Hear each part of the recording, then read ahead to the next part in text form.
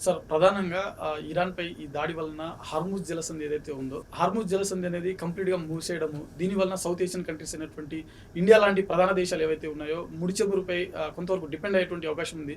అలాంటివి ఇప్పుడు ముడి చమురు ఆగిపోవడము, సో దీన్ని మనం ఏ విధంగా చూడొచ్చు? భవిష్యత్తులో ఎలాంటి పరిమాణాలను ఎదుర్కొనేటువంటి అవకాశం ఉంది?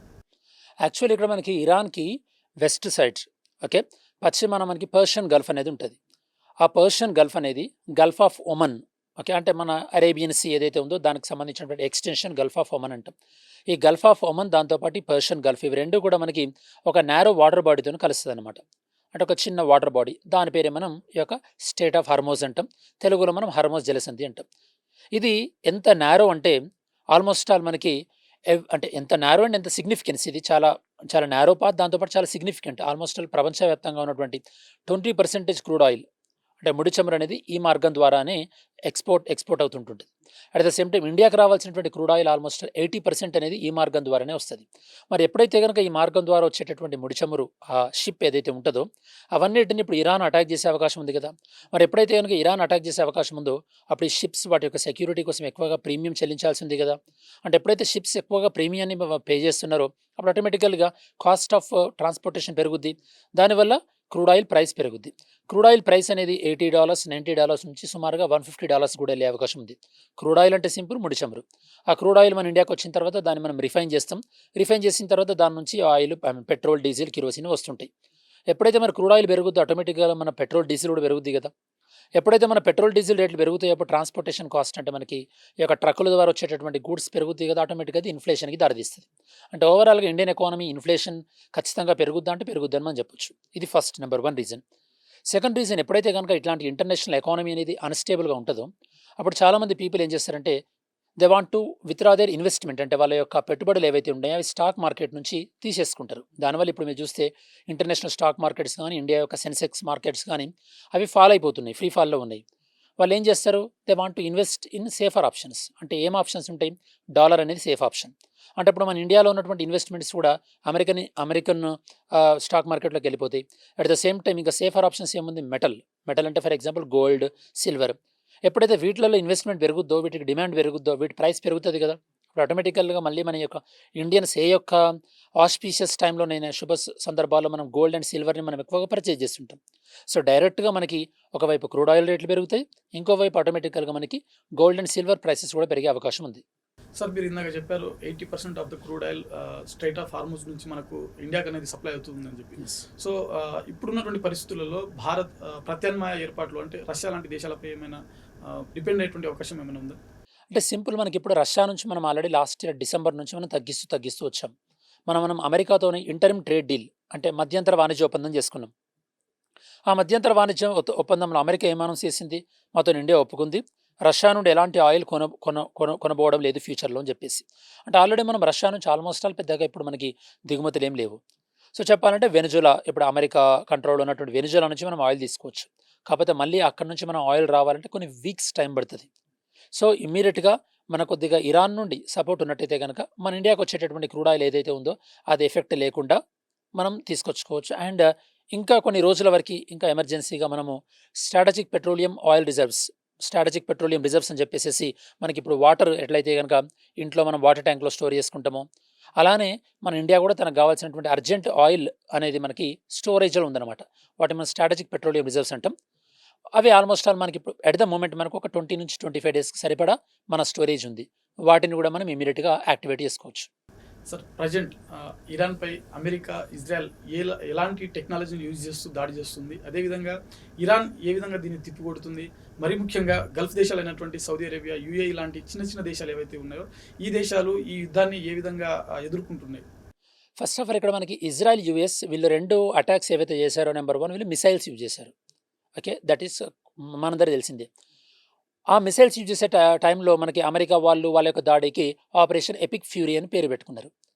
అండ్ మనకి ఇజ్రాయెల్ వాళ్ళు లైక్ ఆపరేషన్ రోవరింగ్ లయన్ అని చెప్పేసేసి ఆ లయన్స్ రోర్ అని చెప్పేసి వాళ్ళొక నేమ్ పెట్టుకున్నారు. అండ్ రిటర్న్ ఇజ్రాయెల్ ఏం చేస్తుందంటే ఇజ్రాయెల్ తను డైరెక్ట్‌గా దాడి చేయడం స్టార్ట్ చేసింది. అండ్ ఇజ్రాయెల్‌కి సంబంధంగా ఇండైరెక్ట్‌గా ఉన్నటువంటి ప్రాక్సీ గ్రూప్ అంటే ఇజ్రాయెల్ స్పాన్సర్ చేస్తున్నటువంటి కొన్ని గ్రూప్స్ అందులో మనకి లెబనాన్‌కి సంబంధించినటువంటి హెజ్బుల్లా ఉంది. వాళ్ళు కూడా ఇజ్రాయెల్‌ని మిసైల్స్‌తోని అటాక్ చేస్తున్నారు. దీనికి వీళ్ళు మనకి ఇరాన్ వాళ్ళు పేరు పెట్టుకున్న పేరు ఏంటంటే ఆపరేషన్ లైక్ ప్రామిస్ 4 అని చెప్పేసి వాళ్ళు పేరు పెట్టుకున్నారు. ఈ విధంగా నేమ్స్ ఏవైనప్పటికీ కూడా వీళ్ళు ప్రధానంగా ఇందులో యూజ్ చేస్తున్నవి మిసైల్స్. అండ్ అవతల కంట్రీ వీళ్ళపైన మిసైల్తో దాడి చేసినప్పుడు దాన్ని సేఫ్గా చేయడానికి కోసం అని చెప్పేసి యాంటీ మిసైల్ డిఫెన్స్ సిస్టమ్. ఇప్పుడు మన దగ్గర S-400 ఉంది కదా, యాంటీ మిసైల్ డిఫెన్స్ సిస్టమ్. ఆ విధంగా వీళ్ళు ఆ యొక్క యాంటీ మిసైల్ డిఫెన్స్ సిస్టమ్తోని వీళ్ళు మిసైల్స్ దాడి నుంచి కానీ అండ్ యాంటీ డ్రోన్ టెక్నాలజీ ద్వారా డ్రోన్స్ నుంచి కూడా తప్పించుకుంటున్నారు. ఇది ఒకటి. ఇప్పుడు యూఏఈ అండ్ సౌదీ అరేబియా కూడా ఇలానే వాటి మీద జరుగుతున్నటువంటి డ్రోన్స్ దాడి నుంచి వాళ్ళు సేఫ్ అవుతున్నారనమాట. ఇక్కడ ఇంకో విషయం ఏంటంటే రీసెంట్గా మన ఇండియాలో మిలాన్ ఎక్సర్సైజ్లో ఒక షిప్ ఇరాన్కి సంబంధించినటువంటి ఈ యొక్క దేనా అనేటటువంటి ఒక షిప్ పార్టిసిపేట్ చేసింది. ఈ యొక్క షిప్ పార్టిసిపేట్ చేసి తిరిగి ఇరాన్కి వెళ్తుండగా అది శ్రీలంక దగ్గరలో ఉన్నప్పుడు అమెరికా ఏం చేసిందంటే ఆ షిప్ని కూల్చేసింది. ఇందులో అమెరికా యూజ్ చేసిన టెక్నాలజీ ఏంటంటే సబ్మెరైన్స్, జలాంతర్గాములు. సబ్మెరైన్ నుంచి వీళ్ళు మిసైల్ని లాంచ్ చేశారు. సబ్మెరైన్ నుంచి మనం మిసైల్ని లాంచ్ చేస్తే దాన్ని మనం టార్పిడో అంటాం. ఆ టార్పిడో ద్వారా ఈ యొక్క అమెరికా ఈ యొక్క ఇరాన్ యొక్క యుద్ధ నౌక ఏదైతే ఉందో దాన్ని కూల్చివేశారు. అది నిన్న మనకు జరిగినటువంటి డెవలప్మెంట్. సో అంటే ఈ విధంగా గాల్లోనైతే కనుక missiles, drones, anti missile defence technology and at the same time ఓషన్లోనైతే కనుక టార్పిడోస్, సబ్మెరైన్స్ ఇలా యూజ్ చేస్తూ అండ్ ఇంకో విధంగా మనకి అమెరికా తన యొక్క సైబర్ అటాక్ని కూడా ఇరాన్ యొక్క న్యూక్లియర్ పవర్ ప్లాంట్స్ పైన చేసింది. సో దట్ వాటి యొక్క మెకానిజంని స్లో డౌన్ చేయడం కానీ అండ్ వాటిని మాల్ ఫంక్షనింగ్ చేసే విధంగా కూడా ట్రై చేసింది. సార్, ఇరాన్ అధినేత అలీ ఖమేనీని ఎలాంటి టెక్నాలజీ యూజ్ చేసి అంతం చేయడం జరిగింది అమెరికా? నెంబర్ 1 ఇక్కడ మనకి ఇంటెలిజెన్స్ గ్యాదరింగ్ ఫస్ట్. ఇక్కడ ఇంటెలిజెన్స్ గ్యాదరింగ్లో డైరెక్ట్ యూఎస్ కన్నా ఎక్కువగా ఇజ్రాయెల్ రోల్ అనేది ఎక్కువ ఉంది. ప్రపంచవ్యాప్తంగా ఇజ్రాయెల్ అనేది చాలా పాపులర్ దేనికంటే ఈ యొక్క ఇంటెలిజెన్స్ టెక్నాలజీ కోసం. సో ఇంటెలిజెన్స్ ఎప్పుడైతే వీళ్ళు గ్యాదర్ అయిందో ఆటోమేటిక్గా స్ట్రేట్ అవే వాళ్ళు రెగ్యులర్గా అంటే ఆల్మోస్ట్ ఆల్ వాళ్ళు కొన్ని నెలల నుంచి కూడా ఈ యొక్క ఇంటెలిజెన్స్ సమాచారం సేకరిస్తూ ఉన్నారు. సో వీళ్ళు ఏం చేస్తారంటే ఒక 1 డే ఆ మీటింగ్ అనేది ఎప్పుడైతే కనుక ఆ మీటింగ్ డేట్ చేంజ్ అయిందో వీళ్ళు ప్రధానంగా ఎక్కడ అంటే ఏ బిల్డింగ్లో రెగ్యులర్గా మీట్ అవుతారో అన్నటువంటి ఇన్ఫర్మేషన్ వాళ్ళు ఉంది కాబట్టి స్ట్రేట్ అవే ఆ యొక్క స్థావరాన్ని మొత్తం అటాక్ చేయడం జరిగింది through missile launch. Okay, so ఈ విధంగా వీళ్ళు డైరెక్ట్ అటాక్ చేయడం ద్వారా ఖమేనీని చంపడం ద్వారా ఇప్పుడు ఇరాన్లో ఉన్నటువంటి పొలిటికల్ గ్రూప్స్, ఇరాన్ సపోర్ట్ చేస్తున్నటువంటి ఇందాక మీకు చెప్పినటువంటి హెజ్బుల్లా ఆర్గనైజేషన్ కానీ లేకపోతే మనకి హౌతీ టెర్రరిస్ట్ ఆర్గనైజేషన్ కానీ వీటన్నిటికీ ఇప్పుడు ఒక లీడర్షిప్ లేకుండా అయిపోయింది అనమాట. ప్రధానంగా ఇప్పుడు ఈ లీడర్షిప్ ఏదైతే ఉందో ఇప్పుడు మీరు చెప్పారు ఖమేనీ చనిపోయారు కాబట్టి, సో ఈ లీడర్షిప్ అంతమైన తర్వాత కూడా ఇంకా యుద్ధం ఎందుకు ఆగట్లేదు? సో ఇంకా యుద్ధం ఎందుకు ఆగట్లేదంటే ఫస్ట్ ఆఫ్ ఆల్ ఇప్పుడు ఇరాన్ తాత్కాలికంగా వాళ్ళ గవర్నమెంట్ రన్ చేయడం కోసం అని చెప్పేసి ఒక కౌన్సిల్ ఏర్పాటు చేసుకుంది. ఇప్పుడు ఆ కౌన్సిల్ ఆధ్వర్యంలో ఉన్నటువంటి ఇరానియన్ రెవల్యూషనరీ గార్డ్ కార్ప్స్ అని చెప్పేసి IRGC వాళ్ళు ఇప్పుడు ఈ యొక్క అటాక్ని డ్రైవ్ చేస్తున్నారు. సో కాబట్టి ఇమ్మీడియట్గా ఒక నాయకుడు చనిపోయినంత మాత్రం ఇది ఆగుతుందని చెప్పలేము. బట్ ఇంతకుముందు ఉన్నంతగా కోఆర్డినేటెడ్ అటాక్ అంటే అంత సమన్వయంతో ఇప్పుడు అటాక్ ఉండకపోవచ్చు. ఫ్యూచర్లో ఒకవేళ అమెరికా అంటున్నట్టు మేము ఇరాన్లో మన ట్రంప్ అన్నారు కదా, ఇప్పుడు మీ చేతుల్లోనే ఉంది, మీరు ప్రభుత్వాన్ని మార్చుకోవచ్చు అని చెప్పేసి ఇన్ని రోజులు ఒక మత పెద్ద ఆధ్వర్యంలో ఈ యొక్క ప్రభుత్వం ఉండేది.